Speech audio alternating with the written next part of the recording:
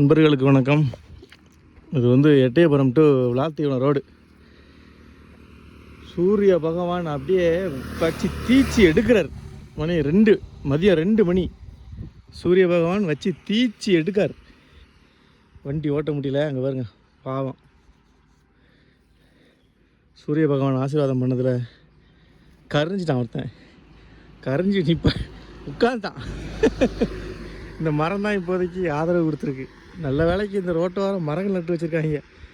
இந்த எட்டயபுரத்துலேருந்து இங்கிட்டு கோயில்பட்டி கழுகுமலை சங்கரன் கோயில் போகிற வழியில். கோயில்பட்டி தாண்டோம்னா அங்கிட்டு ஃபுல்லாக இதாக இருக்குது, புளிய மரம் இருக்குது. இந்த பக்கம் இந்த வேப்ப மரங்களும் புங்க மரங்களும் வச்சுருக்காங்க.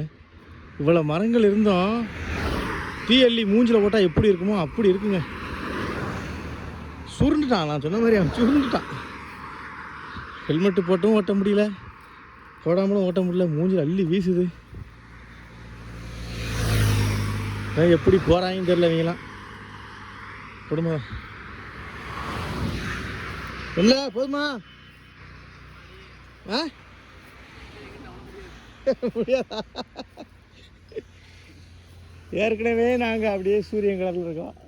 வேற வரல, எப்படி அடிக்க வரல. அப்பா எல்லாம் விவசாயம் பண்ணி அப்படியே போட்டு போயிட்டாங்க. கதிரை எடுத்துட்டாங்க போல். இதில் கொஞ்சம் ஏதாவது செடிகள் இருந்தால் கூட ஓரளவுக்காவது கொஞ்சம் பசை பசேர்னு பார்த்துட்டு ஓடி போயிடலாம். காணல் நீர் அப்படின்னு கேள்விப்பட்டிருக்கீங்களா? காணல் நீர் பார்த்துருக்கீங்களா? காணல் நீர் நான் காட்டுறேன் பாரு. காணல் நீர் இதில் இருந்துச்சு கொஞ்ச நேரத்துக்கு. அந்த அங்கே பாருங்க, ரோட்டில் அந்த ஒரு 3 வீலர் அக்கா ஒருத்தங்க போகிறாங்களா, ஸ்கூட்டியில் மாற்றுத்திறனாளி போகிறாங்களா, அது பக்கத்தில் பாருங்கள் ரோட்டில் தண்ணி கிடந்த மாதிரி இருக்கா. ரோட்டில் தண்ணி கிடந்த மாதிரி கிடக்கும். அதுதான் காணல் நீர். அது பக்கத்தில் போனீங்கன்னா ஏறி போய்கிட்டே இருக்கும் அது வாட்டுக்கு.